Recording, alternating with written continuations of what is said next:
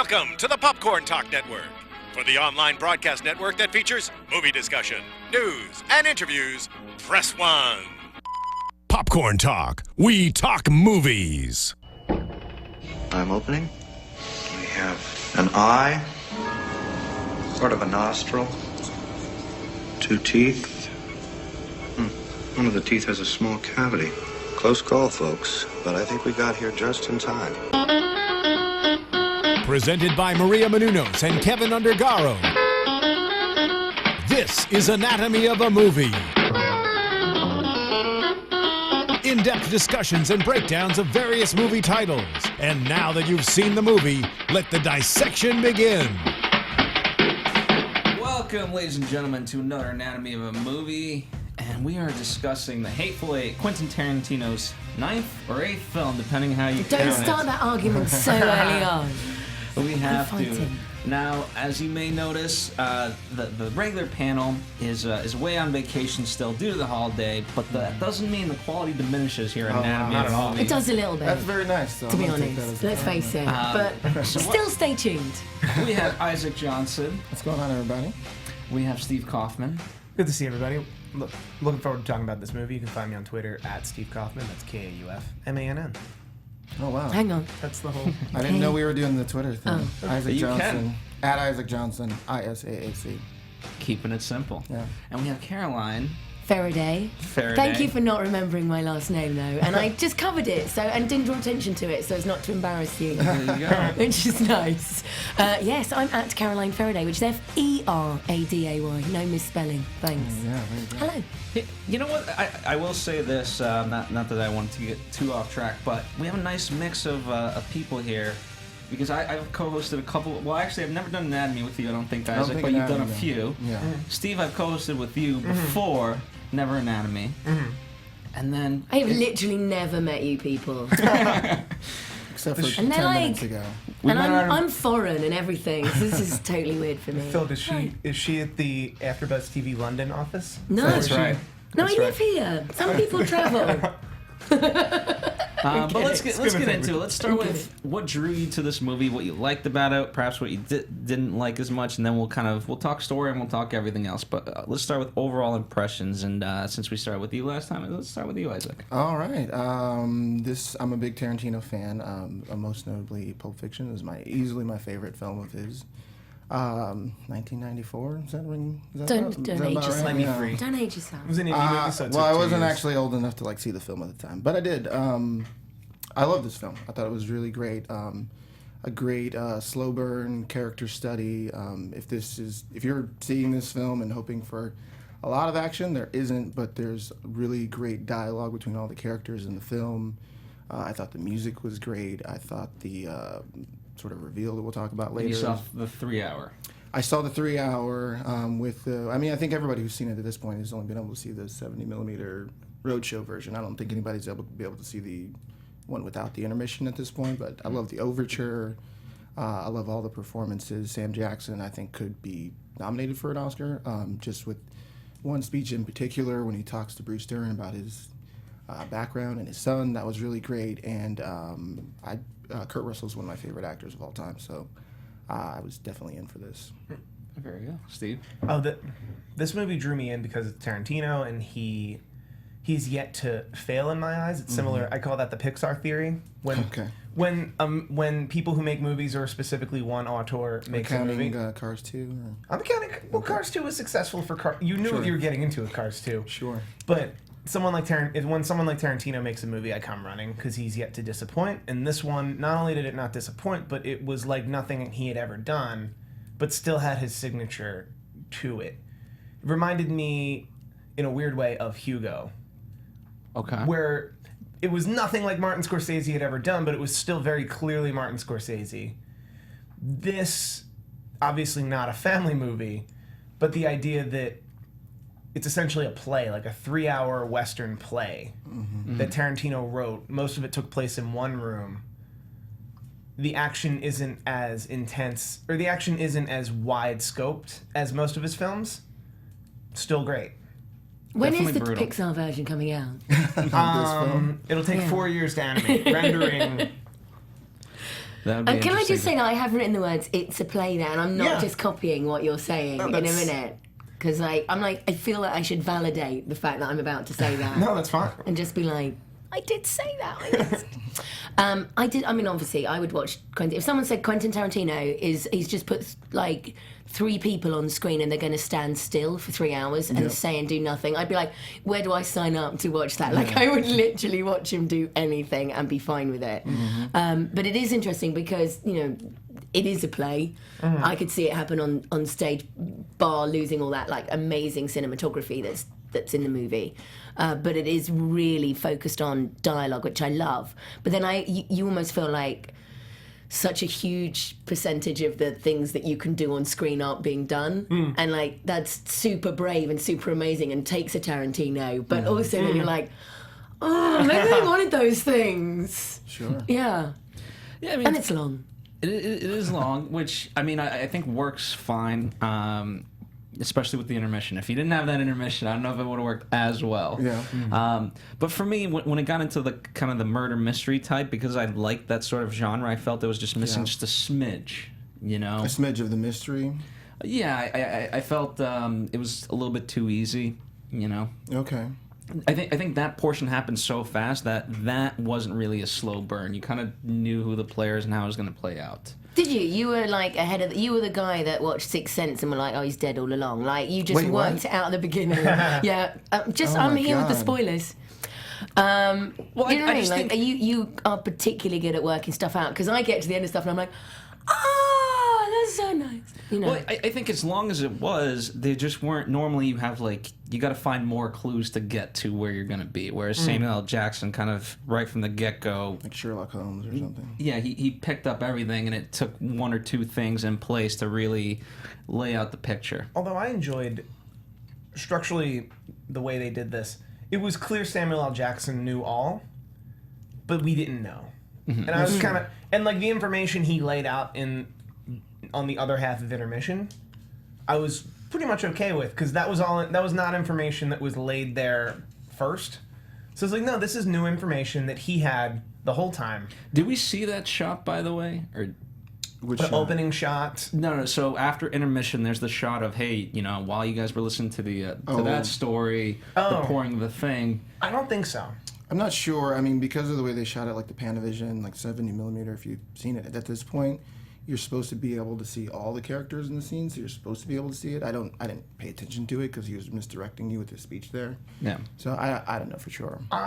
It is that magician's thing, isn't Yeah, it? right. Like, when they're so busy talking to you, you're not supposed to see what they're slipping up their sleeve. Right. You know, there's also no such thing as magic. I'm full of spoilers today, essentially. Well, I think at this point, if you're watching this review, you're in for spoilers. So. Right. I'm kidding. Absolutely. Yeah, and, you know, I mean, just even kind of the way they played it, right, with him playing the piano, and I thought initially, like, why are we watching this guy play piano so often? And then it started to make sense of why certain techniques came into play, which is why I want to see it a second time so I can notice these things. Sure. We were talking about this, weren't we? That it's definitely, you'd come in with such different eyes on a second watch, and it would, you know, you get so much more out, and just. So I need another 3 hours of my life to give over to it. I would watch it a second time just to listen to the dialogue, because that to me is like the strongest part of the entire film. As far as like the mystery, like I was with it, and this is like my one tiny little sort of gripe about it, but it's like I was with it up to the intermission, because at some point I was suspecting Sam Jackson, I was suspecting Goggins, what's his character name? Manic. I was expecting him, because the way they set it up from the beginning is you don't trust anyone, from Kurt Russell having the gun on Sam Jackson. So there's a lot of that. And then when you come back after the intermission, it's kind of quick to tell you what happened. And my little gripe is that I was enjoying so much not knowing who it was. And then they just kind of basically come back and tell you. And that was kind of like, I was really having a lot of fun with that. I don't think it makes it like a bad film or anything like that. I still think it was great, but I kind of wanted to stay in the mystery of like who actually it was. I think on a second viewing you'll feel, because this is how I felt on the first viewing that was. So you did see it twice? I didn't see it twice. Okay. I know the way you made it sound. I know I'm going to see it a second time. He's predicting the future. I'm predicting how it can be read a second time. Is I think that first act, the pre-intermission, everything before intermission, pretty much exhausted the idea that Sam Jackson knows the whole way. Right. Well, he knows something's up, I guess. Like, so they exhausted that Sam Jackson knows he can kind of trust the Kurt Russell character, and everybody else is guilty of something. Mm-hmm. They exhausted that all the way to its natural conclusion. And then they're like, intermission, and now Tarantino's going to have a voiceover also, and explain to us. For anyone that doesn't actually see this in the 3-hour version, the intermission happens between chapter 3 and 4. Mm-hmm. So it's pretty much breaks up the chapters exactly in half. Yeah, well, and if you see it when it actually releases, like in wide release this weekend, you're going to see it without the intermission. So you're going to see it just... I wonder how that will play, because the intermission was kind of a nice break, and then almost the tone changes for the last 2 chapters, and the intermission I felt like was like a nice break, because then it like kicks up the pace kind of quickly after that.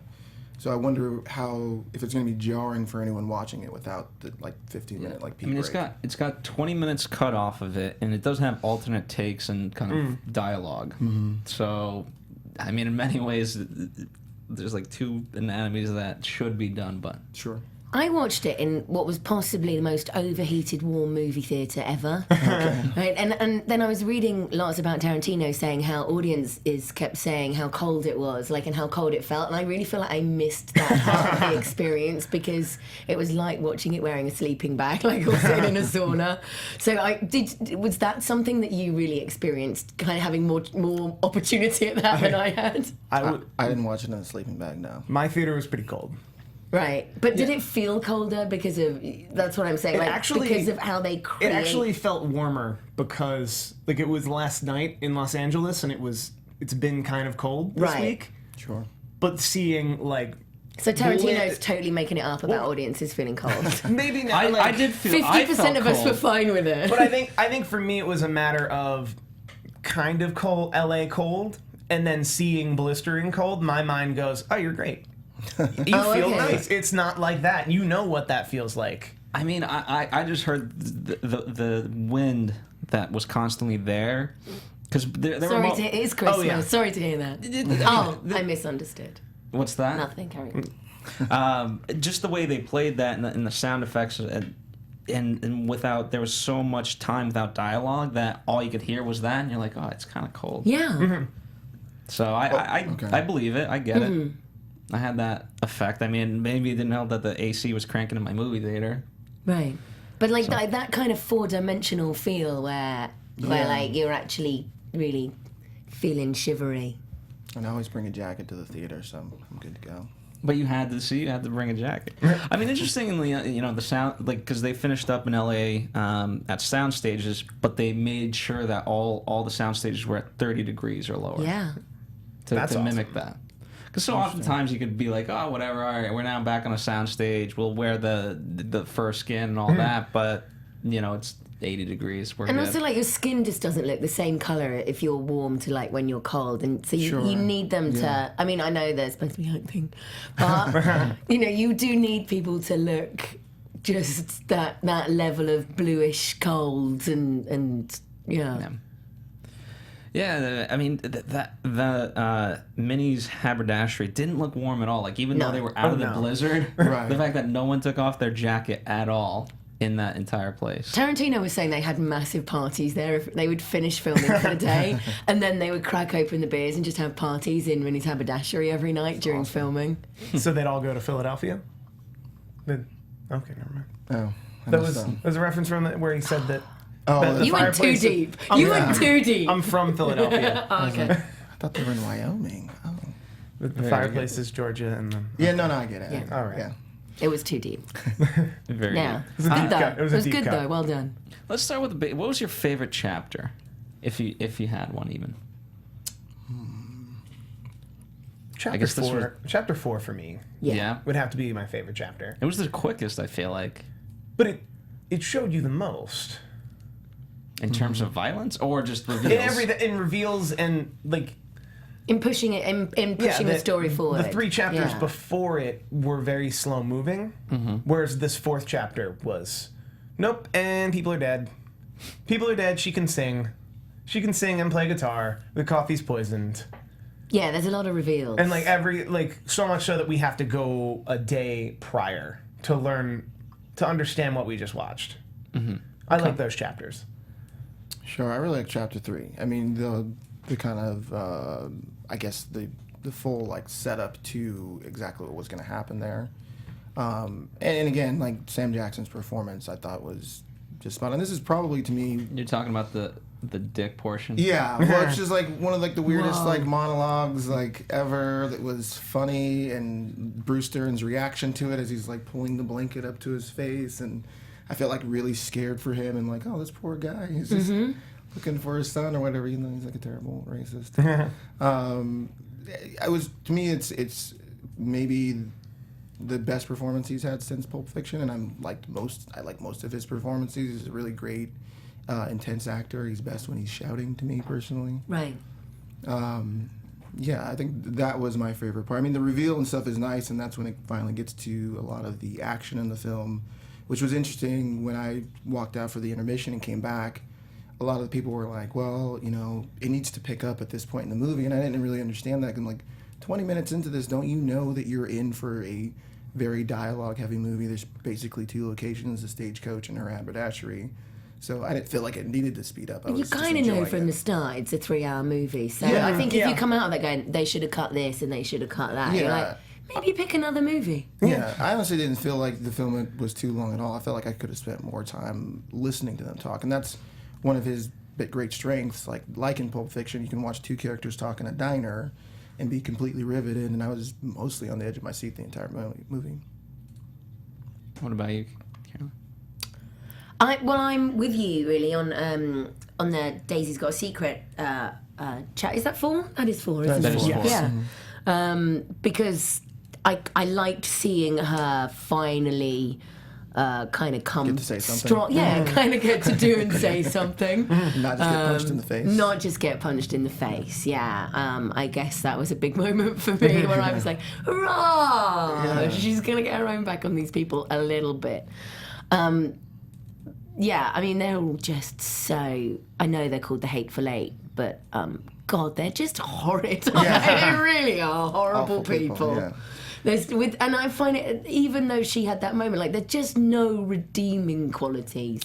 Yeah, not necessarily. I don't know why I keep forgetting his name, but Goggins, his real character name. Because the sheriff. Yeah, the sheriff. Like, he's the only one who has a little bit of a turn towards the end there.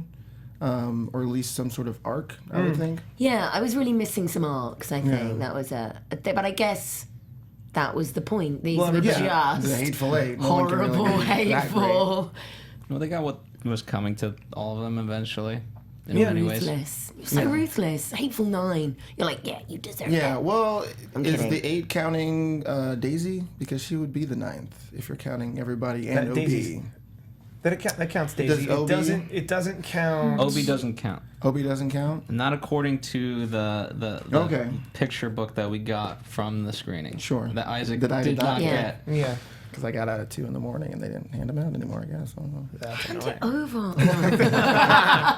Just no pressure, but we're going to ask you on camera to hand it over to Isaac. Well, I'm gonna use it currently, and then I'll make my choice independent of. It's a suspenseful pressure thriller at the end of this, if I'll get that. I have a question for you, Caroline. Oh, no. Well, because there's a lot of talk about this movie and Tarantino films in general, with use of certain language in the movie. But for this one specifically, because you spend a lot of time watching the sole female character get punched in the face. Yeah.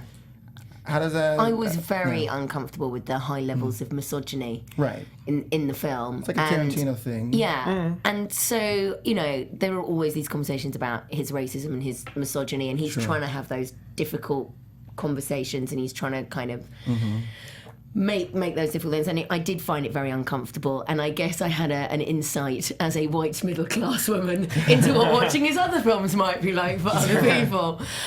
True. So, yeah, I mean, it was definitely hugely uncomfortable, and as a Tarantino lover, you are torn in that moment, going, oh, yeah, it's a wretched thing to watch. Sure. Did you feel she deserved it ultimately, though? She's a pretty Like, was it terrible justified? person. No, I think we should all be nice and love each other. I think no one should hit each other Someone ever. should share the love. And like, maybe if someone had just shown us some love and some compassion, they'd have all been the nice eight and we'd have been fine. And then there would have been no movie and we wouldn't be here. I mean, her No, first but, mistake, she spit on the letter. Right? Fake letter. Well, fake or not. Spat on the letter. But Daisy. Yeah, and chains being dragged across somewhere discussing what how I they're will going to say- kill me. what I will say is she did a great job, and the character was written well enough to make you feel less. But it would be one thing if she was just this, please, sir, don't hit me. Please, sir, I'm just your prisoner until you take me to the gallows. Instead, she was like, no, you're crazy. I don't like you. And like, that she's almost... But she's got nothing to lose. Yeah, she's got like- nothing to lose, that we can still relate to her, but we can also relate to the character that's hitting her. But I think she was always like that, too. They didn't make Yeah. it all of a sudden like, oh, she's just handcuffed, and all of a sudden she's just going to be this way. Right, and be that was her- compliant. Like that whole thing of like, well, life's easier for you if you're just compliant to the people who are trying to dominate you and be awful and this, that, and the other. Like, that's no. where all this stuff lies. Like, But that is nobody's- what you should rebel against. But in this movie, nobody's good. Like, Right. nobody's right. Right. She's wrong for being in a gang that's gonna pillage towns. He's wrong for... Everyone has their reasons. I mean, he's wrong on 2 counts. 1, that he's just a bounty hunter and thinks that's Right. okay. And 2, he thinks he can just take prisoners. Mm-hmm. Like, that's just a dumb way to be a bounty hunter. Isn't that the job of a bounty hunter? No, but if they're wanted dead, and they talk about this a lot in the movie, but Wanted dead or if you're alive. wanted dead, you kill them. You Right. kill them because otherwise it's a really difficult Well, that's like the situation. one, like sort of shot at like justice. Like he wants her to come to justice. Death by a bullet or whatever the quote is. I know. Is too easy for her. In a lot of ways, she's kind of their equal because she's just as conniving as all of them. Right? I felt that in the film, which I wasn't okay seeing a woman hit in the face that many times, obviously, because it's a terrible thing for the record. But there was a little bit of, not that she deserved it or something like that, but like it was kind of okay in this context. Even though, like in real life, I think it that'd was be just very- reflective, and you know what I Yeah. mean. Like, was it justified? Was it of the time and realistic and of the moment and in keeping with the way that those characters would have acted? Yeah. They're horrific people who are likely to find hitting a woman in the face Right. justifiable in some way. Right. I thought it was reflective of the story he was trying to tell, but it's a horrible thing to watch. Well, like if it was a like male character, like a sort of like sniveling, like whiny little guy or something like that, I don't think we would have felt any sympathy at all. Anybody else? Like if it was a male character instead of a woman, because she. But a male character that was just as openly defiant. Yeah. I think we would have. I don't know about sympathy. We would have had empathy. We would have understood. We would have understood how that character felt, similar to how we did with Daisy. It's also not the same thing, is it? It's like going, No, but it's if not. I was a white guy, Yeah, you were yeah, saying, it's this, not. like it's the same thing. It's easily not the same Yeah. thing. It's just a thought that I had. Yeah. If it was Jonah Hill. If it was Jonah Hill, that he has got a face that you couldn't tire of punching. So, no, I actually like Jonah Hill. Stop it. What about, I mean, they made obviously a very deliberate choice in that way, but then, I think as much as that was very hurtful, I mean, I joked about it before we started, but how many times the N-word was probably used in that entire movie. Yeah. That's why I opened my laptop. And that was, that's kind of what made her, at least in my eyes, not deserving, but it was justified. I mean, she not probably likable. said a third of it. Yeah, probably. herself. She probably says the majority of it. Her and I'm gonna remember his name at some point here. Walter. Just call him the sheriff. Just call him the sheriff. The sheriff's fine. Yeah, it was because they kept. It just felt like they kept referring to him as a bunch of different things. But I mean, for that point, as far as like using that kind of language, I mean, obviously there's a large political and social commentary throughout the film, and I think that's kind of what Tarantino is trying to do, is have those kinds of conversations. It's particularly relevant for right now, like, I mean, not to get into it, but like, police brutality and that sort of thing. So I think his point in using that kind of language, and, obviously Sam Jackson working with him several times, being fine using this language, is to have a discussion about it, I think. Yeah, I think there's a bunch of articles, where take Inglourious Bastards, you take Django Unchained, and they sort of rewrite history in the way that we would like it to be. Sure. And this is very much of, here's where we actually do come from. So as much as we may hate any of these 8 people, this is American history. Oh, yeah. And this is kind of why we're at this point today. Right. Actually, and kind of like all round, I guess, because, you know, the bounty hunter thing, or the people dishing out their own. Cause I'm speaking as a foreigner outsider here, whose own country's history is so different in those ways, right? And we're a much older country, and we were discussing this with friends the other day. We were like, why are these things still things here? And I think it is partly because America's so new, like that you're like, it's back in history, but it's not really that long ago. Yeah, like Sam Jackson like lived through like civil rights, like he was alive during that time, and he probably heard that word a lot more often in that point in time. And now he's in a movie where they're using that language to make a point, it seems. And that's how I feel about controversial things. That if you're doing controversy just for controversy's sake, that's when we should be going after you. Sure. But if you're using it to be historically accurate, if they're using it to start a conversation, if you're using it to say something, you should be left alone. So you're saying this qualifies all 3. This qualifies all 3, and I would argue the majority of the time that Tarantino does it, he qualifies at least 2. That he's being genuine to his characters, and genuine and realistic to his characters, and using that to start some type of debate. Or in the case of Django, which I think he said is canon to this movie in the same universe, but none of the characters intersect. Say, then Sam Jackson would have to be the same Well, character. it's 2 different. Also like a million years old, I think. I mean, But if you're building, what you mean is if you're building a character as well, where you are building them almost entirely on dialogue rather than their actions for the majority, of the film. Excuse me. That language really needs to be like strikingly hateful. Yeah. To work in that context. Like, it's got to be as revolting as it can be, because you're not seeing them do you do, but you know what I mean, like that action of them. You're not getting any other part of their character for a lot of the movie other than the way they speak to each other and the way that they directly communicate. Although it was funny, you know, speaking of Isaac's favorite moment, when he did the story and we started getting those pictures, and then when he brings it back full circle, you're getting mental images on you. Right. Using that as a technique to cross over dialogue and obviously film speak. It was, I thought it was a great technique. So, do we think that he was lying about that? Oh, that story? Yeah. I think he was so specific. I don't think so. But he wasn't really. All he really said was a white guy with long brown hair or long gray hair? Long dark hair. Long dark hair. It was just long dark hair. Like, he didn't actually say anything very specific other than... And he is known to lie. Like, he had already got established as a liar earlier in that earlier in that chapter. That, like, I honestly was like, no, I think he's just more than if he did or didn't kill this character's son. He's just trying to get a rise out of this character so he can grab a gun and then Shoot him in he can retaliate. Yeah, because they set that up early on when he almost shot him. It was like, well, you can't just shoot him, and it's like, okay, I don't know. It's I don't think it's clear whether it's true or not. It sounded mostly true because of the specifics, like you were saying, but at the same time, you could see that him, just doing it so he could shoot the guy. Yeah, that if he's the type of person who would lie about having a correspondence with Abe Lincoln, especially with the nice touch at the end. Oh, that's so he such is a nice very touch. specific. He is very specific, but like his specifics were in filmmaking to a certain extent is magic. So I think that's kind of definitely in Tarantino's mythos, that he's just somebody who has vague but specific ways to go. Like, he didn't actually say anything specific about who that character was, or like who that son is, other than he was a white dude came out here to kill me. Okay, true. That's my theory. Yeah. Fair enough. I'll see it again when it's at the Cinerama Dome.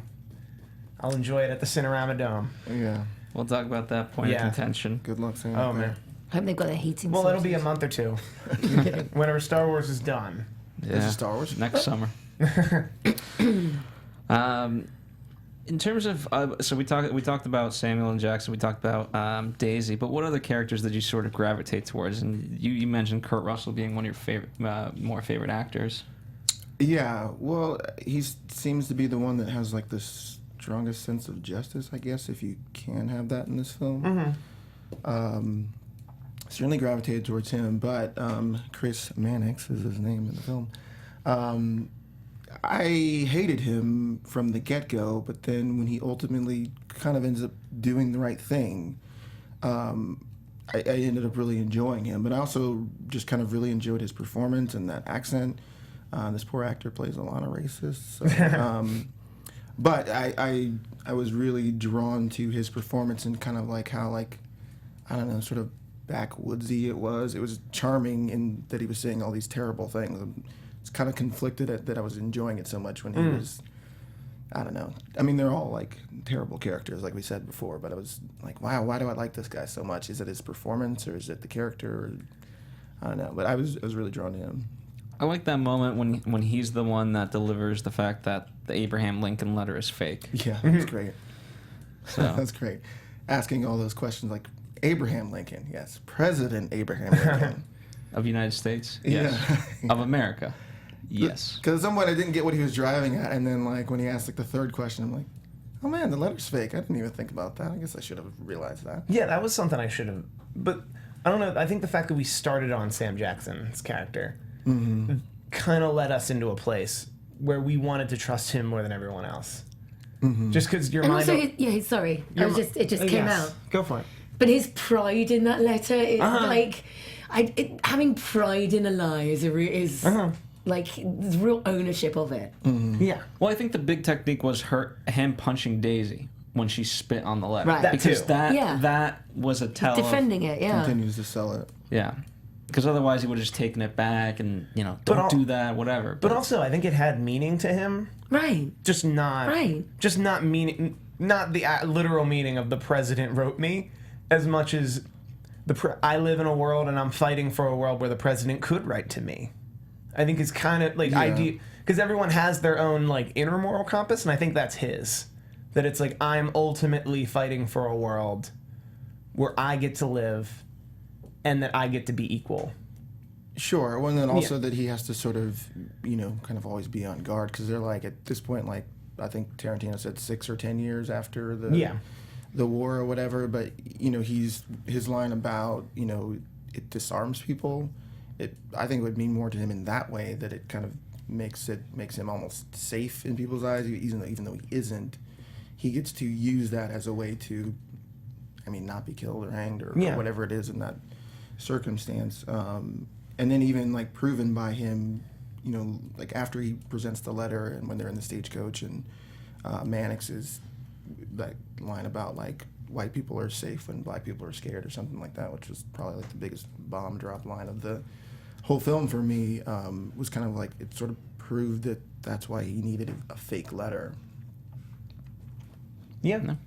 Makes sense. And then, but it's also his character clearly in that order. I get to live, and then people get to live as equals. Because he burnt down an entire prison. He burnt down an entire prison with like 70 people, half of which were prisoners just like him, and the other half of which were his captors. And he didn't care. He didn't seem that it's like, but I got out. So like, there's a lot of sociopaths. Yeah, like he's still a bad he's still a bad guy with good intentions. No.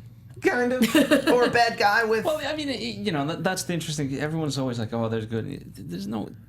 Evil is just an otherwise good trait taken to its fullest. No, it is. Yeah. You know what I mean? Yeah. Like, just to be perverse. You take Nazism. Well, it's patriotism. Yeah. In its weirdest extreme. And so that's just it. And these all characters have their own kind of moral compass, and they've just taken it to the worst extreme. So. Did you just call patriots? No, I'm kidding. Yeah. No, definitely don't say not. that. Don't say that. It's more nationalism. The patriotism. We'll go with one or the other. Nationalism. Well, I was going to ask Phil, because you said you kind of saw the mystery unfolding or saw where it was going early on in the film, did you believe any of the gang at any point? The gang man. It was interesting. What's his name? Joe Gage, right? Mm-hmm.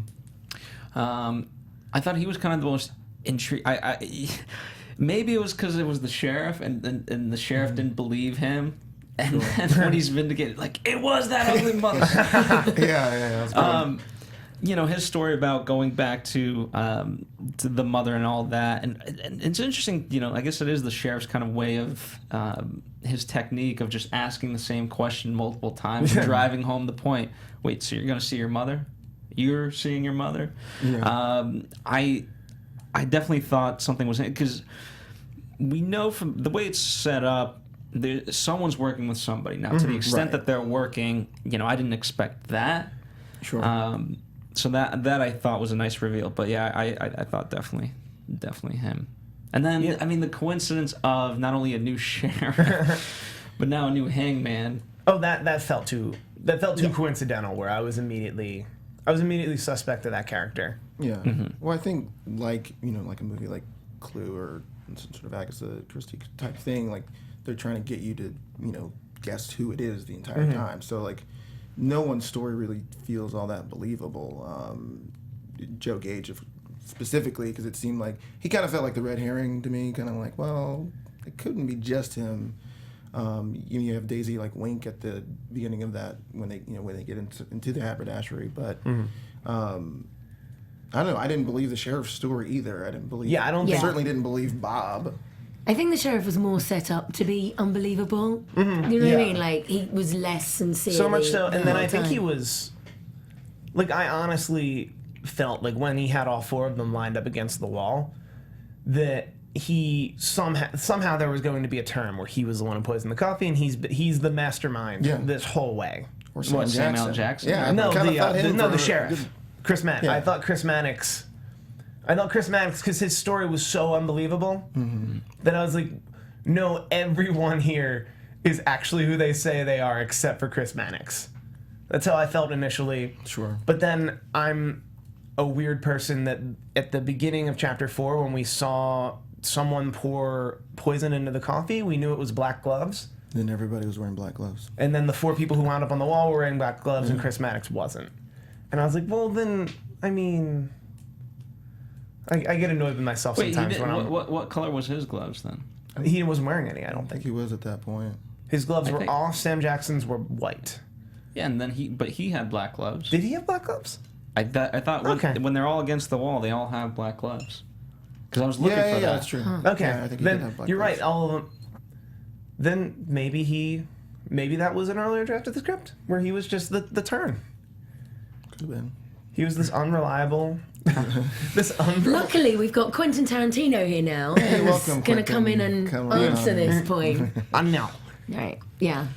One of my friends just interviewed him in London, and she loved the film, went in, but the person who'd interviewed him just before had walked in and gone, so it's really boring. Oh, jeez. Really? Wow. That set him up nicely, right? Right? So I think he was very grateful that she liked it to start with. But, I mean, it is a very divisive... Like, if you're not part of the I love Tarantino thing, and you're an outsider like that, and then you were having to deal with it, I think you could go, maybe I don't buy into this. Maybe I haven't... And, you haven't got that history with him of loving Pulp Fiction for... What I'm saying is millennials.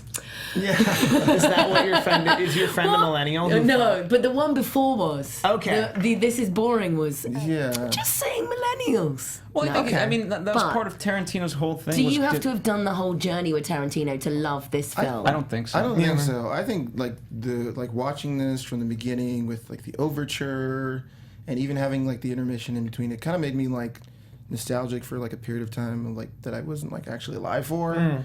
It was like a real sort of like, I don't know, like specific theater experience. You can't experience it watching on your phone or on an iPad or something like that. So, yeah, the cinematography was. Yeah, it was amazing. So it's Mind-blowing, kind of like I would say it's probably more for like film lovers because you can only get this experience there. And maybe like I don't know, a millennial doesn't really understand that because I don't really understand being bored in the film.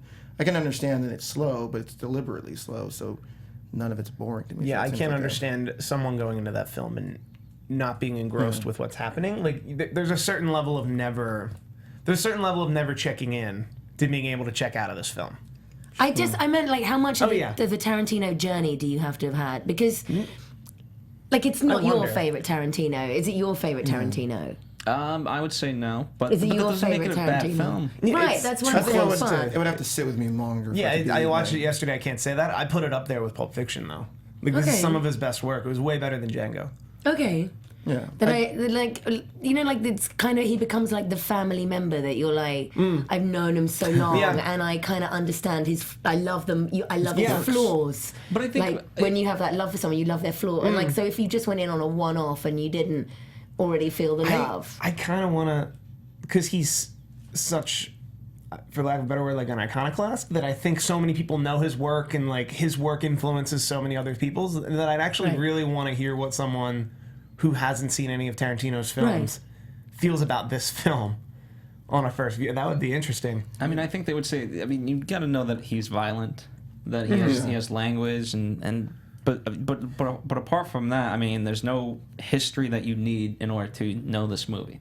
Maybe you might feel like that when you first enter. You're like, oh, who's this kid? Like, and you're like wondering why don't I know these people? Yeah, who is this filmmaker who feels like he can start in the middle?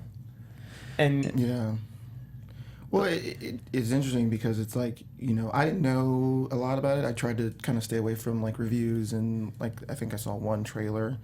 But, it looks like a Western. It even opens up on a great wide sweeping shot. And you're like, oh, here comes the adventure.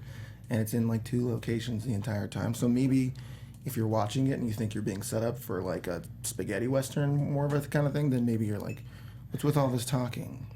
I could see that. And especially if you walk in knowing about Tarantino, where it's like, oh, Tarantino's just going to do this like over the top, everybody gets shot up Western. Yeah, I mean, you although eventually get that. Technically, he delivered on that.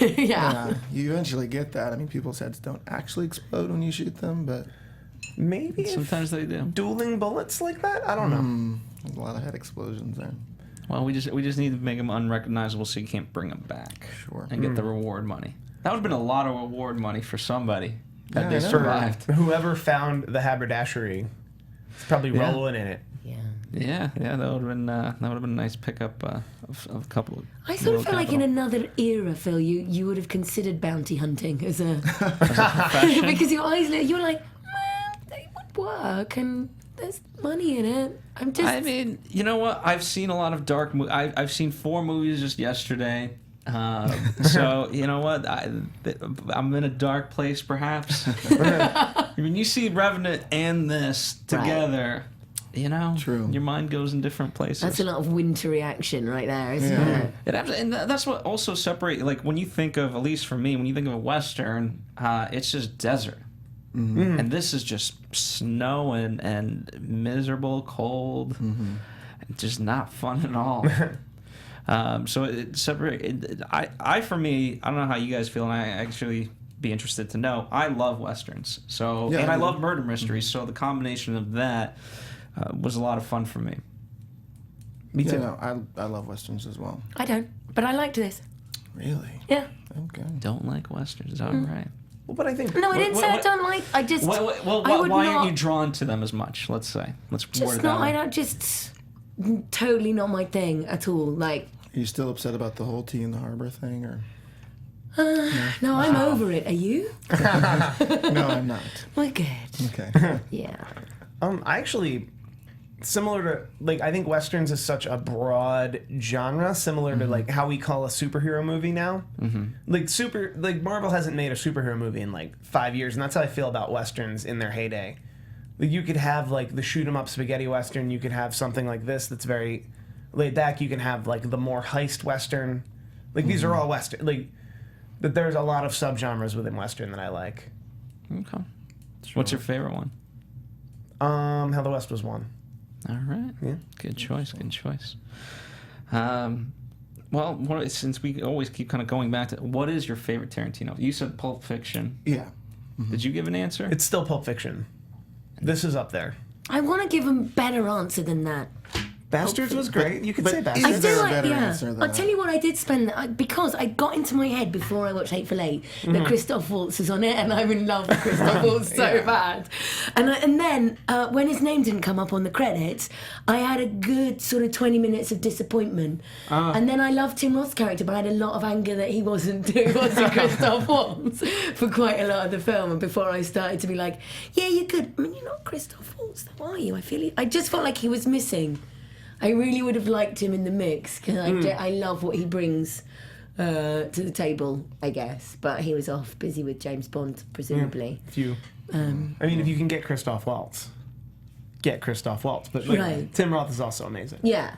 But I felt like they'd put a call into Christoph Waltz first and then been like, sorry, Tim, I know you always watch the show and I'm dissing my countryman here, but he was adorable in it. It was lovely, but there was a bit of me that was like, oh, I need some Christoph in this. I thought his accent change was pretty interesting, like that he was using that very posh sort of one, and then he drops into the actual, like his actual accent at some point. Oh, we all do that, darling. Oh, yeah. And then we just butter it down a little bit and go a bit more geezer. By the way, in terms of Tarantino, he said that he wasn't inspired by a particular Western, but of all things, Bonanza.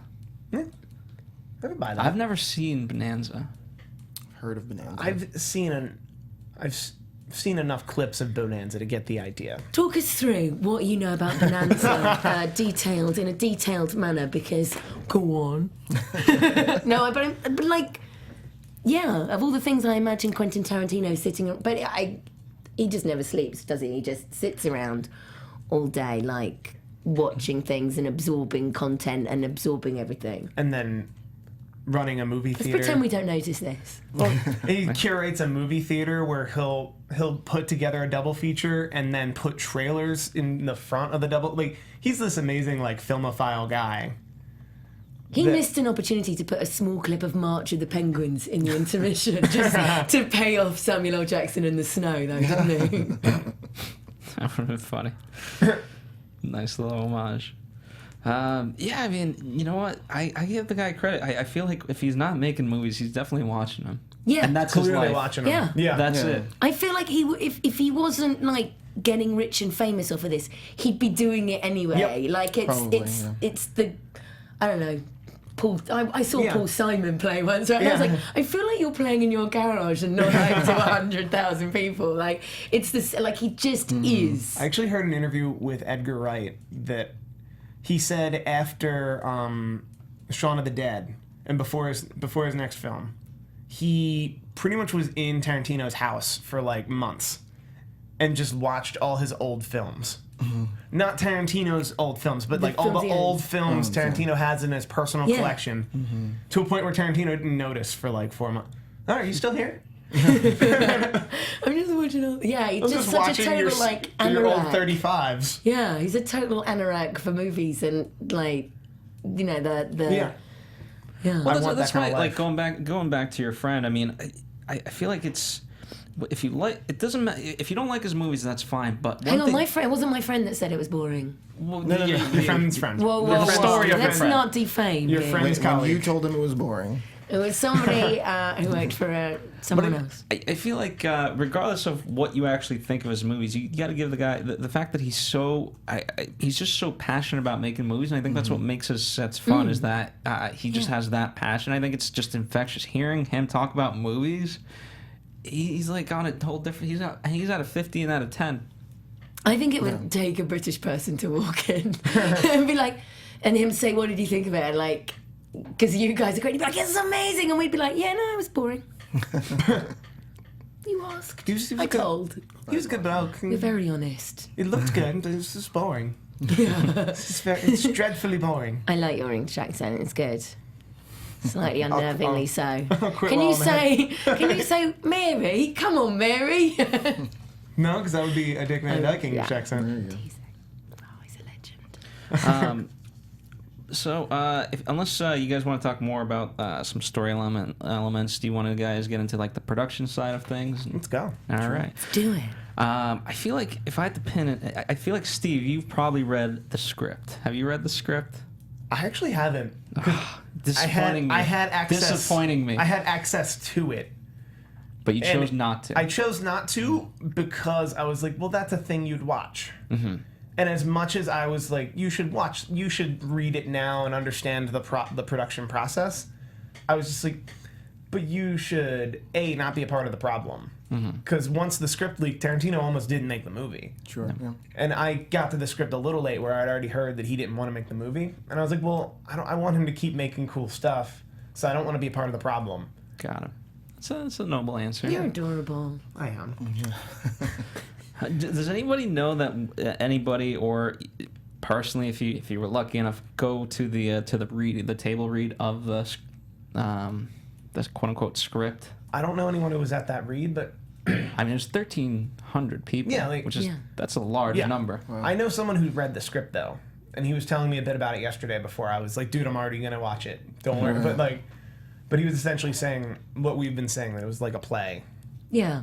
Well, I think you would get a lot from reading the script because it is so dialogue heavy. Channing Tatum was saying that when he did the first script table reading during the rehearsal, so not the one that not the audience one. Yeah. He was so intimidated by the actors around the table being of such a high caliber that he was sitting there going I've got to bring it. I've got to really bring it. And he was so nervous that he kind of grabbed Bruce Dern and then nearly pulled his arm out. And Bruce Dern was like, get off me, man! You're nearly dislocating my arm. Totally went for him. That was a good American right there. Thank you. Yeah. I've only got that. You can play Channing Tatum quite well. Thank you. Not the that was actually Magic Mike doing version. Bruce Dern, I think. Yeah, thank you. It was Bruce Dern doing Channing Tatum. It was a complicated impression, really.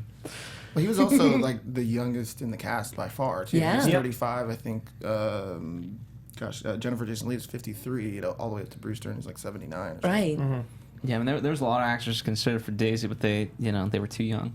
No, didn't he want J-Law? Hasn't he's spoken about that, saying that he wanted J-Law? No, she says that was a rumor.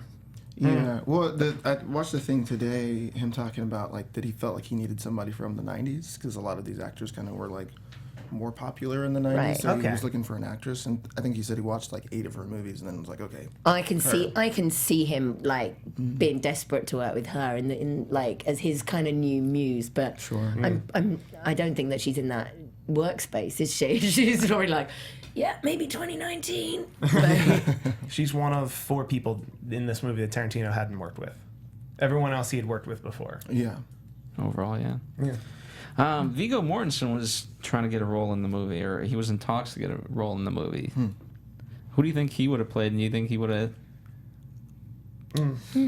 been good? I mean, it's Viggo, so... Yeah, he probably would have been good. Seems like he'd be a rival for Kurt Russell or something like that. But I don't know, because I think one of the he things could be the Tim Roth character. Yeah, I guess he could. Yeah.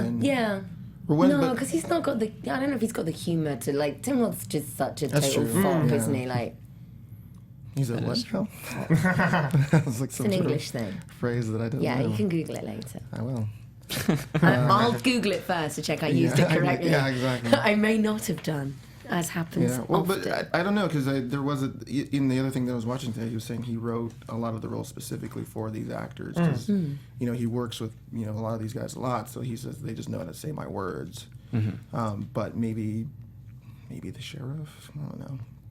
I mean, like a lot of you have to. One of the other things in terms of technique, these are really long shots. Even Daisy playing the guitar was one of your favorite moments, and that whole thing. I mean, I think that she plays the whole song. A bunch of people come in, they nail the whole thing down. Yeah, it's long, and so you gotta be able to bring. Because if you mess up a line, you've messed up a 6-minute take. True. So. Yeah, true. Yeah. Who would you like to who hasn't worked with Quentin Tarantino that you would like to see married up with him in a film project? Because we've only got 2 to go, and so we need to have our wish list and put it out there, I think, and be well, I'd really like to see him work with this actor, and I think because I would love to see him work with J-Law big time. I want him to direct a bunch of TV. And claim these are my 10. He has directed an episode of CSI. Yeah, has he? Yeah, he directed an episode of CSI. I'd like for him to if they gave him the reins on a True Detective, and then he casts 2 younger people that he'd like. That would be kind of cool. But movie-wise, he's Tarantino. He'll do whatever he wants.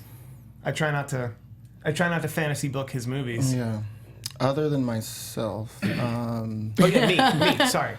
Because I'm trying to work, Quentin, if you're out there. Probably like a Daniel Day-Lewis or somebody like that. Or, I mean, I guess he is sort of like known for pulling old, like great performances out of older actors that are kind of not necessarily past their prime, but haven't been in like the mainstream for a while. So I'd probably have to think about So like, the Expendables. Yeah. I'd love to see him Desperate to direct see Sly Stallone in one. Stallone. Yeah, I'd probably have to think of like an actor from like the 80s or something. I want a remake. The Hoff. I want a remake of the That would be Maltese great, Falcon with actually. Dwayne Johnson. Okay. Because why not? The Rock. No, because his movie's gross too. Just He would he's nail never, that. He would nail that, and you know it. I don't. Maybe like Billy Bob. I would like. Yeah, I could see him working. I could see them working together. And who was? What's her name? Alicia from Danish Girl. Alicia Vikander. Thank you. I think she'd be a good female with him. Sure. Yeah, They're on my list. I'm trying to think of what would be like a funny pairing. One that you just wouldn't expect. Right. Oh man. And perhaps they, in some sadistic way, they might not get along 100%, but it's just be funny on screen. You'd like to see him research the career of Jaleel White or something Or like John that? Stamos or something. Let's do it. One of those, yeah, perhaps that would be good. I mean, he does pull some amazing performances out of people. So. John Travolta and happen. Dave Coulier He's already worked with Travolta. in a romantic comedy. Did you just say I've worked with Travolta? I said he's No, already worked with Tarantino Travolta. has. Oh I'm my just gosh. spinning the wheel. No, the closest I've gotten to Tarantino is I was on an episode of CSI earlier this year, and the prop guy worked on Pulp Fiction. It was his first film. Oh wow. And I So, gushed. like, 3 and I degrees. gushed. And I gushed. 3 So, like, degrees. He was like, I worked on good. some film called Pulp Fiction. I'm like, oh, some film called Pulp Fiction? Did he try and play it cool like that? Because He was also English, so maybe he was just playing it cool. yeah, because what he really meant was I'm wearing a T-shirt that says I worked on Pulp Fiction, just so you know. He won the day for me. I asked everyone, and I was like, oh, that's cool. Yeah, that is cool. Let me ask you guys this, because Tarantino said like the movie wouldn't have worked if it was bigger stars, but I felt the movie had Sam big Jackson's a stars. pretty big But I star. think he meant big current stars. I mean, Sure. I think big current stars are just too young for the movie in That general. too. So that's why it wouldn't have worked. Yeah. Well, I mean, Channing Tatum is like a sort of big current star, but he's actually the one person that, like, I'm not particularly a fan of his work, but except for 21 Jump Street, he was funny in that. But he's the one person that almost kind of pulled me out of it a little bit, just because I'm not a big fan. So maybe if it did have more current stars in it, it would be harder to believe it. Plus, there's something about seeing like these older actors that are like, like it's actual gray hair, or it's actual like sagging chin, or whatever's going on there, or real receding hairline that to me lends like a legitimacy to the film. So like if it was either newer actors or younger actors, like maybe it wouldn't have felt as, I don't know, real. I wonder whether because part of the reason that the film works so well in that ensemble way is the way that they've clearly all bonded to work together, and excuse me, that happens off screen as much as on. And if you introduced somebody into that mix who has suddenly got an agent saying, I'm counting my lines and that name's got to go at the top of the billing, and you know what I mean, like it would really affect that off-screen dynamic that then is Quite possibly. visible on screen. Like it really affects the family feel. It was like an awkward Christmas. Yeah, I think so. I mean, I think all of these guys probably have interesting stories that they can all relate to. Not that you can't take any group of actors and have them relate, but I think they're all similar in age.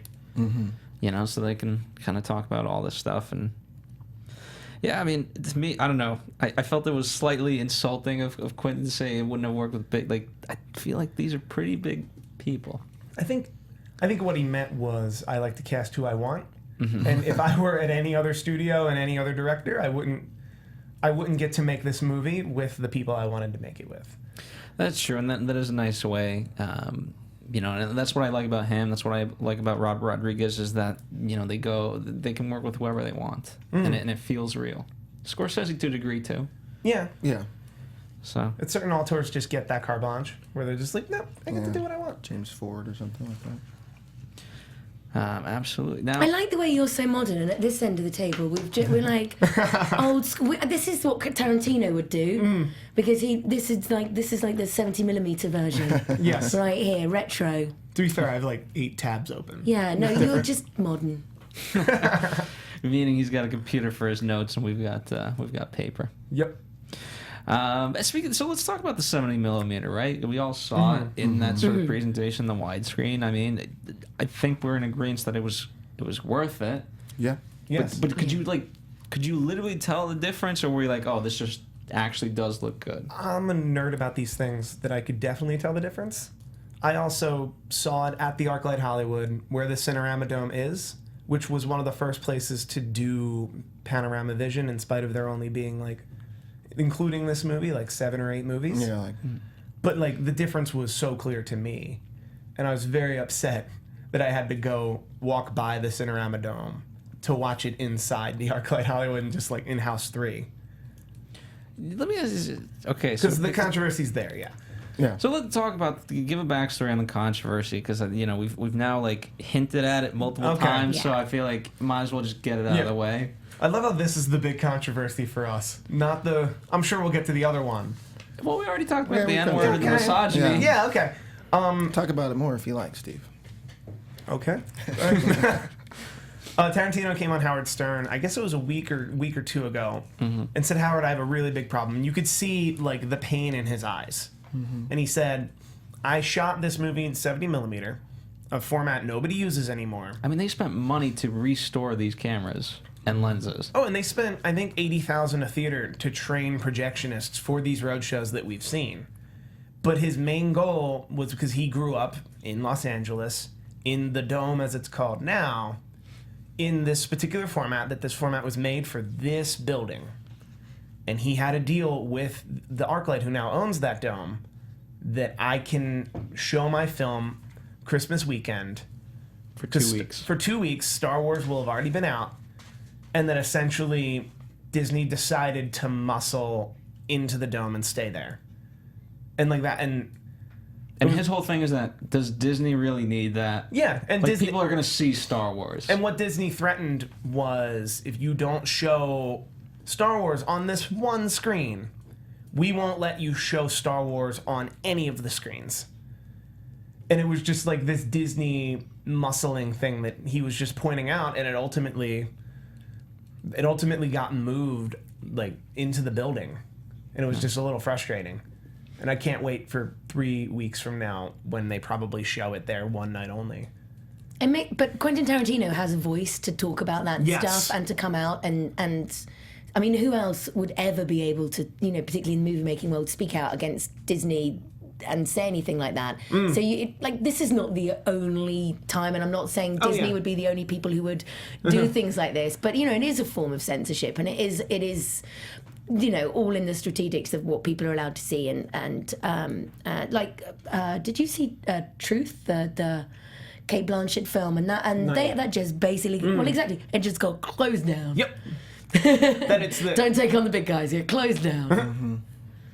Yeah, and you know what? And I agree with Quentin. I mean, and I thought especially when that came out, that Disney would just be like, all right, just give it to Quentin, because it would have been good PR of like, whoa, we didn't even know about this. We thought, it was some salesman. He's now fired. But then. Well, but I can ultimately they see would've- Disney's point of view. Like, they want to say, we want to own this and we want to do that, and this is our movie and we've spent loads on it. We want to own it. Like, you can see that they would go in and bully in that way. Yeah, but Possibly. And they're gonna make their money. They're breaking every record. At this point, we call it like running the clock, or whatever you want to call it, where they've already beaten every team imaginable, meaning they've shattered these records. Now they just want to shatter them as far as they can. Yeah. So they want it on every screen. They want you to pay. They want every person to pay that the could 3D, possibly yeah. pay. This is so American. It is. It's very American. We're already winning. We want to win some more. Yep. It is. Yeah. I love you guys. Thank you for letting me live in your country. Yeah. Just saying. Anybody have anything else to add to that before we get back Caroline to the just original? made it awkward. But that was... Yeah, I don't know. I've worked for Disney, so I'm not going to say anything. I worked at that ArcLight, and I'm not going to say much either. Yeah, but it's frustrating. And I worked for Disney, too. Yeah, it is frustrating because it's, it is a special film. Even though it's not my favorite of his films, it's still a masterpiece, and you would like to be able to see it in the way that it what was created, intended to, Yeah. because it's a special movie. But in terms of, so now that you've seen it in the, not necessarily, but The in 70 millimeter. Yeah. I still enjoyed how it was presented roadshow-wise. Because it was still a special... Because that's also what movies back then would do, is you'd make the movie and you'd go on tour with the movie. Because a wide release wasn't a thing yet. So a movie would play in one house, and one house would only have one screen, and it would play there for like 2-3 weeks. Music accompaniment, maybe the cast will drop by, and it was an event. You had a program, which we also have programs now, and he really replicated that special feeling that movies have been I missing. didn't know that I was going to get a program, though. It wasn't like advertised to me in that way. I think Isaac's going to start crying if you start talking about how you guys got a program and he has to live I offered through him the my horror of program the after the Did you? show. Aw, Thank you, Phil. Yeah. And I will you're take so it. nice, Phil. Unlike someone who has 20 of them and doesn't want to give up a single one. I didn't admit to either of those things. Not on I don't have a camera. program, by the way, but I'm cool with it. Where did Whatever. you see it where you didn't get a program? I saw it at the DGA. Oh, and They they didn't didn't give get programs. nice. You'd think they'd give a special program at the DGA. I know. I'm going to write and complain about the free screening You should. I illicitly attended. No, that's American. Yeah, it's very American. You know what? You know what's kind of getting away from the production side of it, and I want to go back. But one of the sad, speaking of like kind of screeners and things, like on December 20th, there was a huge leak, and one of the films that leaked was Hateful Eight, and there's a big nervousness because it was downloaded 1.3 million times. Wow. This particular movie. Has anyone seen it? Because I went out of my way to watch it this way. But is it in Smiley Box? Like, what aspect ratio is it? What, the downloadable version? Yeah, the screener version, if you will. I didn't even know that actually happened until I researched this movie after. So Because I don't kind of know. want to download it and look, because to get the aspect ratio he's using, you have to use what's called Smiley Box, which is essentially an oval on either side to get the actual aspect ratio correct, because a regular even Blu-ray can't cover that depth of field. Yeah, I kind of doubt anyone downloading it that way is like worried about that. Fair enough. I'm worried about that. I mean, Yeah. I'm worried about it. But then like, I'm also like, is it the think that version we saw they're- with an intermission? Is Yeah. it which version Well, is it? It depends on what the screener is, and I kind of want to say that the screener is probably the 2 hours and 30 version. minutes, let's say, whatever it actually is, instead of a 3 hour. I was just like, people just shouldn't watch films ever on a small screen. So, Yeah. what are you going to do? There's 1.3 million idiots who want to watch it on a thing. Fine, carry on. There's probably But, more than like- that. They probably just got to it first. Well, But like, they're not going to watch. It's not going to be good Yeah, sound and they're not cinematography. You don't get the experience. They're so concerned with fine. just seeing the film. They don't care about aspect ratio or the. But the film problem is, quality. like, literally, so, like, I've tried to kind of do simple math on this. That to get, like, 50 million in box office numbers roughly equates to about, let's say, 4.5 million people. So you've just cut out 1.3 million out of that potential box office, and that's what, yeah, fine. They may not get Only if those people would have gone to see Would it have in the gone to see cinema. it anyway. Yeah. They might have just not watched it. I think the rule is 20% of if 1.3 million people download something illegally, the copyright owner assumes only 20% would have actually paid to see a ticket. Right. So that was 130 130,000. times 260,000. 260,000 tickets they lost. But it's also worldwide. Like that's a rough number to follow. It is. But that's also a huge number for a movie you're trying to make money on, and a movie you're spending a lot of money to make a road show of. And that's still, like, I mean, December, the movie wasn't even out yet, right? And so now you're releasing it then, and it's technically not supposed to be out till January, 1st? 31st or December 31st. You know what I mean? And so it's just, I just hate to see that stuff. It just irks me. Me too. I'd be more upset with the person that leaked it than the people that downloaded it. I mean, you should. And they tracked it to who leaked it, right? Did they? I'm pretty sure they tracked exactly which executive it got leaked from. An executive? Oh my goodness. I bet you had a terrible Christmas. I mean, it's one of those things that, screeners, everyone wants them in our industry, and the unfortunate thing is that those things get handed from one person to a person, and there's supposed to be that sacred trust of just watch it, but that's it, just enjoy it. Yeah. And then give it back or pass it to somebody else who really wants to see it, but don't. I've in the past yelled at people for trying to sell screeners. Where it's like, that you're abusing your thing. Like, it's one thing to send it to your mom. It's another thing to, like, try to sell it to someone on Craigslist. And I've seen people do that, and it upsets me. Yeah, I personally keep all of mine in-house. I've never lent out one. Ooh. Very cool. Don't look at me, I don't even get screeners. Why do you think I had to blag into the DJ? Just saying that for the record. How was the DJ It screening? was too warm. That's how Too it was. warm, right? Yeah. And I had a very long day. Did Don't make a movie. Don't make a 3-hour movie and then make it really warm when someone's had a long day. It's like, it's just a test of how much I can keep my eyes open in the warm. Probably. Yeah, it was too warm, but other than that, it was lovely. Did they have like some sort of Q&A, some sort of presentation, No. anything? Just It was. I'm sure they do on occasion, but not on that occasion. It was just the movie. Got it. Fair enough. You guys want to talk about the score? Yes. Yes. Let me, because it's interesting. Do you guys? I kind of got into this a little bit, and I wish I was able to read even more. But the fact that there is so much controversy from Django Unchained, and that I'm never going to be able to pronounce his name correcly. Ennio Morricone. Morricone? Ennio Morricone. Morricone? There you go. Nicely done. That's why we have you. He had a bad experience, but he came on to do this.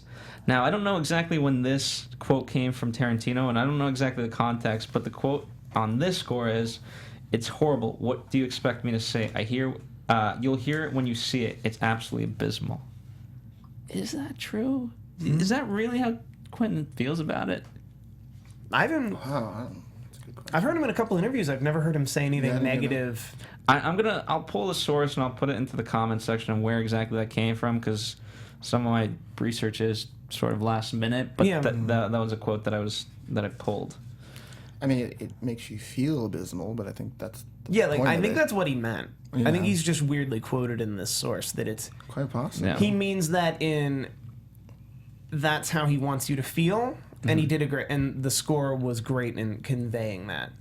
He also doesn't strike me as the kind of guy who would put out a movie with a score he didn't like. Well, especially this specific composer, because he's known for scoring westerns, specifically spaghetti westerns, and being such a big film nerd, you would think he would go to the guy that does these westerns classically. He didn't have as much time to be able to do the score for it, so they used 3 tracks from The Thing that were previously unused. Yeah, I was gonna say, like, he used some unused tracks from The Thing, which was cool.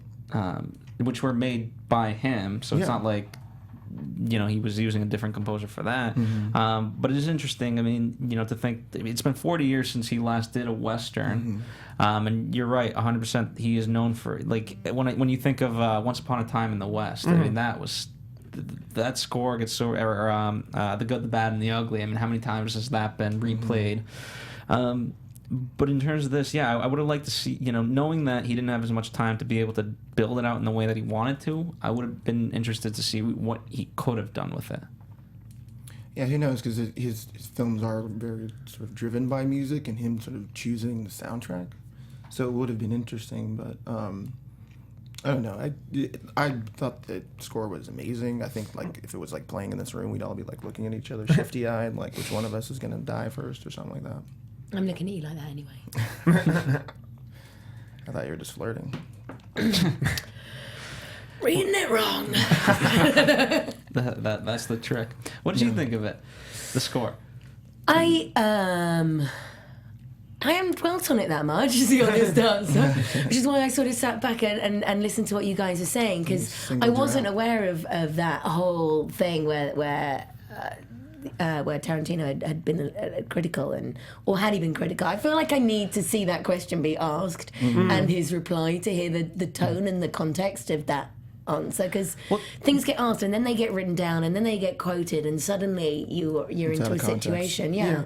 Well, that's what. Do you guys know kind of what happened on Django Unchained? Because they've both gone on record saying that they didn't have a good experience of it. I didn't know that, but I wasn't aware of that. All right. I imagine he's a very difficult man to work with. I mean, you could see, like, again, taking one word and pulling it to extreme. He's a perfectionist. Yeah. And so it's very difficult at times to work for a perfectionist. I mean, look at The Revenant. The fact that he was like, no, we're not shooting on a soundstage. We're going to go to Canada and shoot this. And, right. It can be difficult. Same thing with, like, this. The fact that even the sound stages were at 30 degrees. Yeah, he wanted it. But then why ask him again? Why? I just don't get it. And here's Quentin to answer that question. Thank goodness you're here, Quentin. Sorry, what was it? All right, yeah, no, he's cool with it. To me, I think it's because this guy's known for Westerns. Like, you have Hans Zimmer, and he's, he does what he does. Mm-hmm. You have John Williams, Star Wars, and everything else. And then you have him for Westerns. That's just the mantle of people that you got, That makes sense. Sure. He must like the final product if he keeps working with him. Yeah. Yeah. Like I think he might not like the experience, or they might not like working with each other, but the final product must be. Like Arthur. Well, but then if he said, "How does it sound?" and he says it's horrible, what do you expect me to say?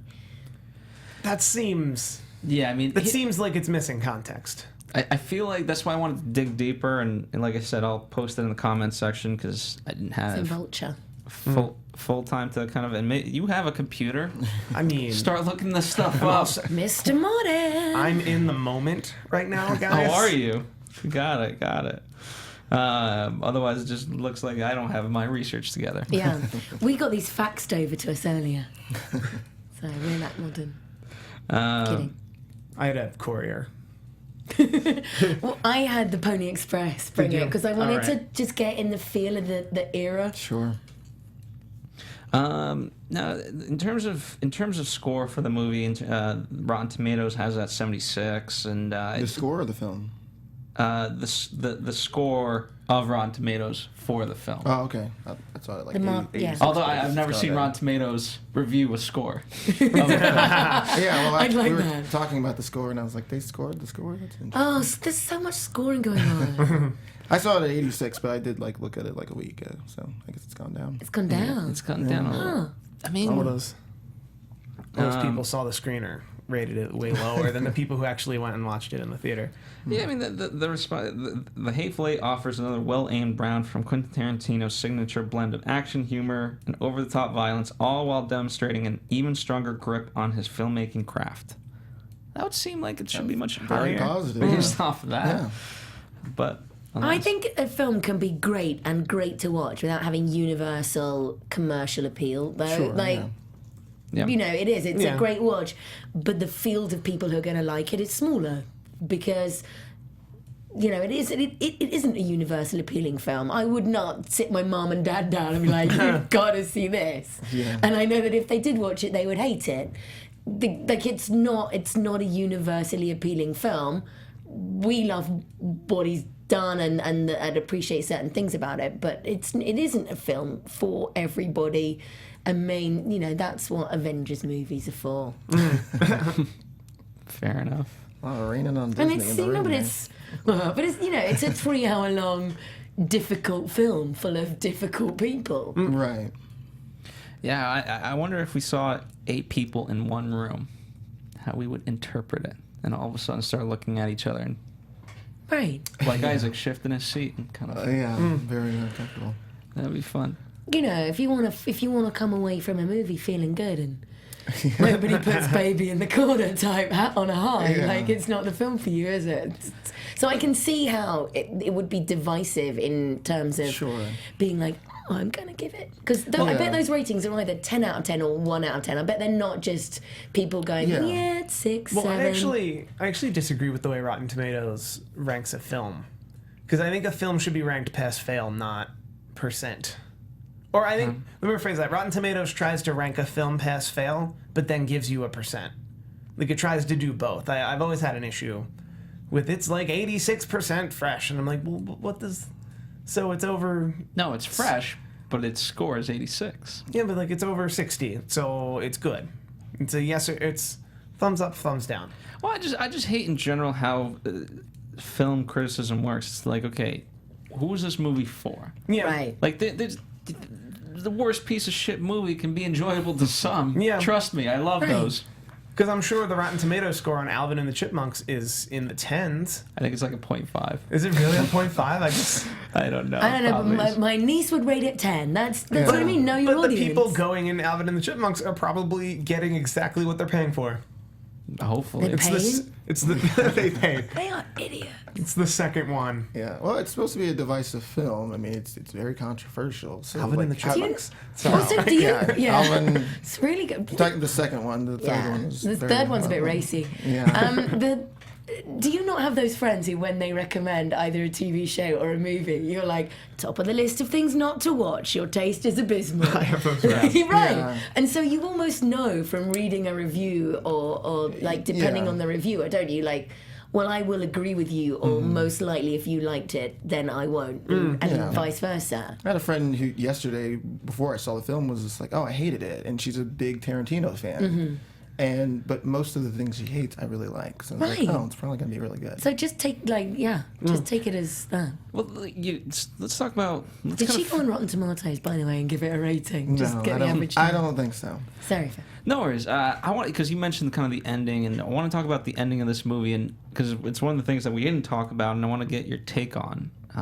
Because it ends, everyone dies, and we end on basically the letter. And what do we take? What? I'm still wrestling with that because I feel like this film is going to sit with me for a long time, which is how I know I liked it.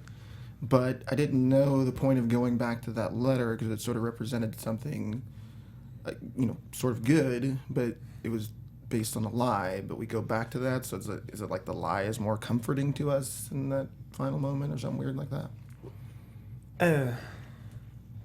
I haven't had time to think on that a lot, but I think that's how I felt about the Lincoln letter, and that's how I felt about that character particularly, and how he feels about the truth. Mm-hmm. That because Abe Lincoln didn't write that letter doesn't make it any less powerful. Doesn't, because the sheriff reads it at the end, and he kind of feels the power of it, if you will. Yeah, and then he balls it up and throws it away. Yeah. It's I mean, really it was worthless. I like the idea of, I wish there was more hours in the day, and I wish we could accomplish more. Yeah. Mm-hmm. I think it's a sentiment of, again, if we're to take this idea that we're not really that much different from that era, that if we had a little bit more time, maybe we'd be all in a better place, but we're not. We still have, I mean, we didn't talk about the controversy with Quentin being involved in Black Lives Matter. Right. But you have that whole ordeal and everything else, so we're not that different. And if we all had just a little bit more time, maybe we'd be a little bit better.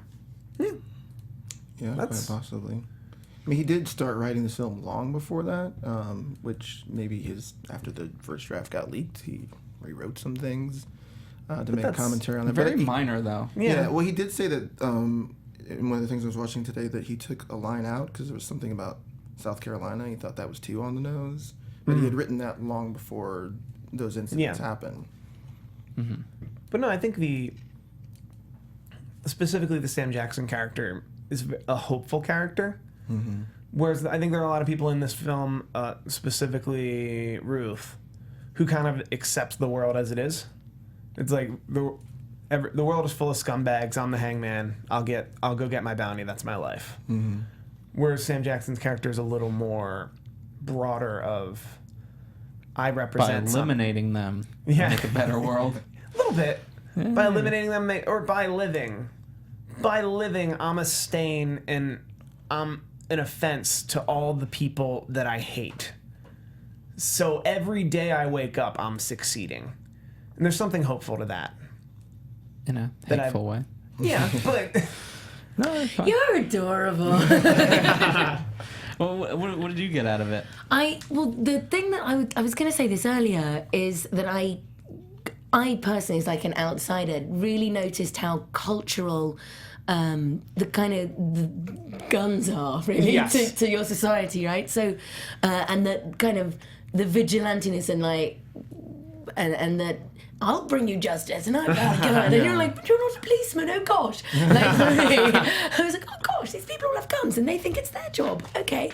So it was quite an interesting watch for me to feel like that explained why it's such a thread, like such a deeply woven thread of society and why that's culturally kind of such a strongly positioned, well-chosen, careful words from Feraday. Run out of ones. Run out of tiptoeing around things there.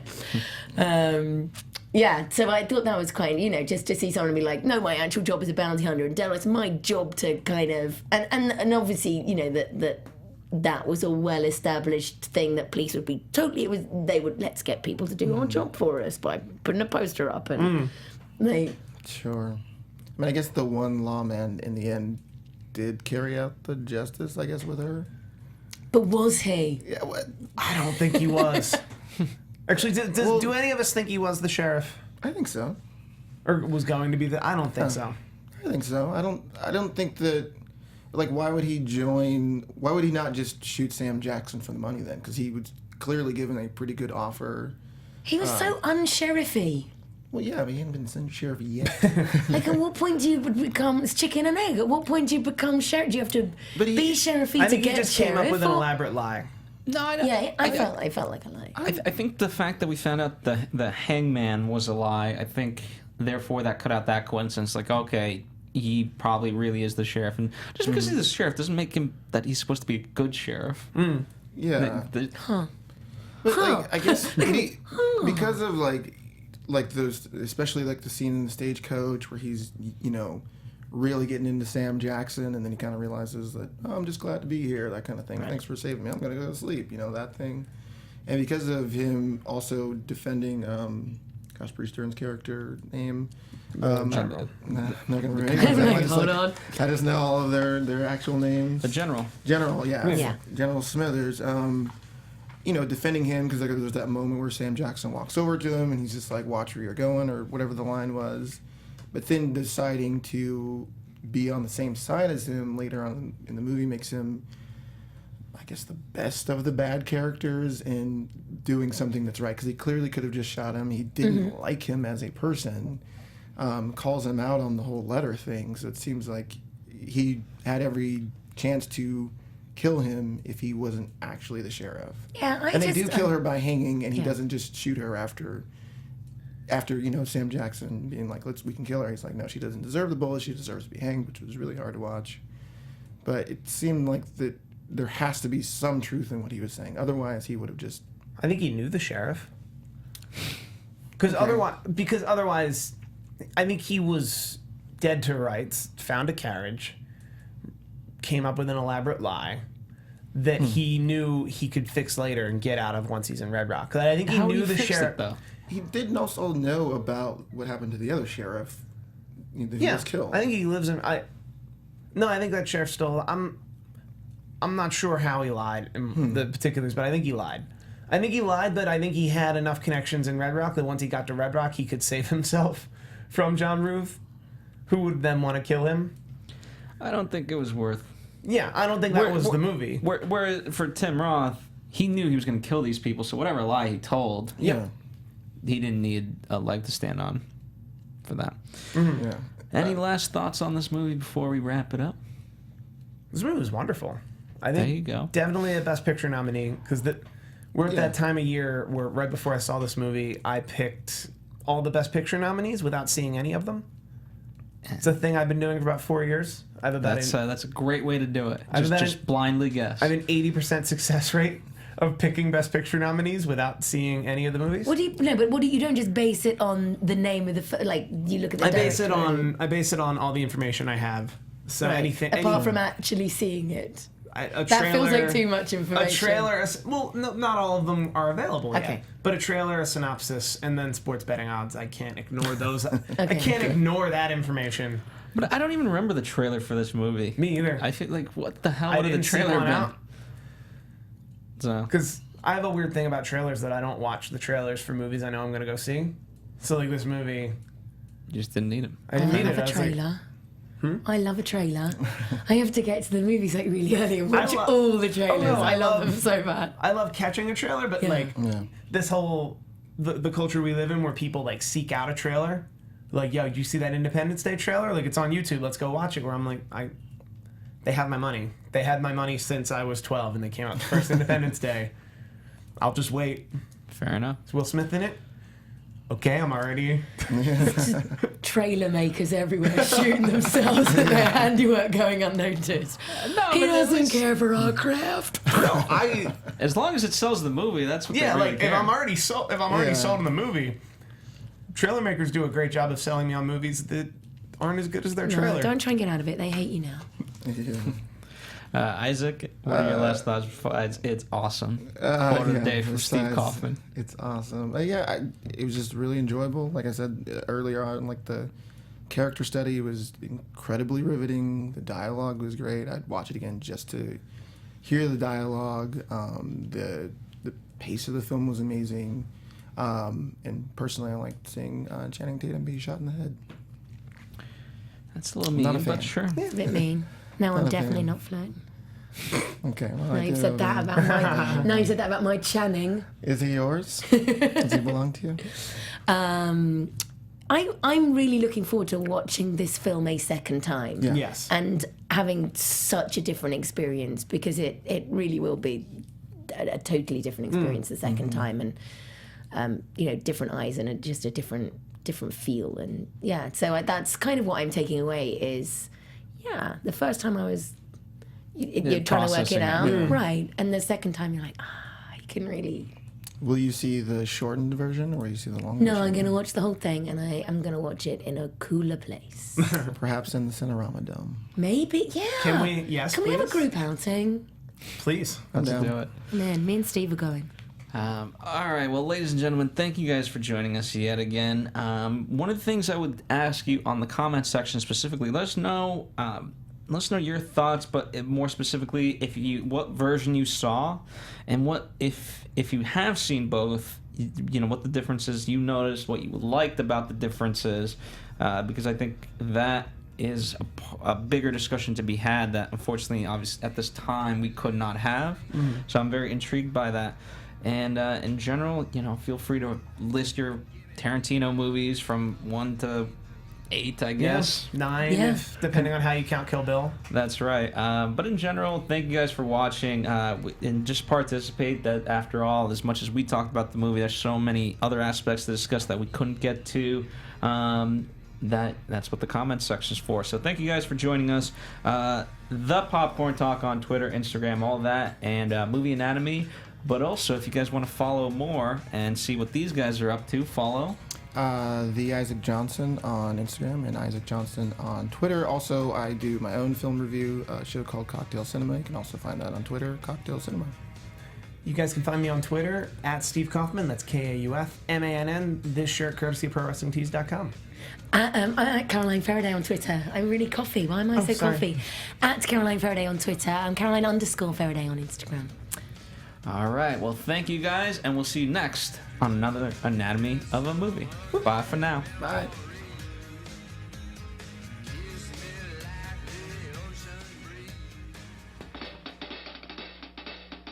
From producers Maria Menounos, Kevin Undergaro, Phil Svitek, and the rest of the Anatomy of a Movie staff, we would like to thank you for listening and subscribing to the show. If you have any questions or comments, feel free to email or tweet us. I'm Sir Richard Wentworth, and this has been Anatomy of a Movie.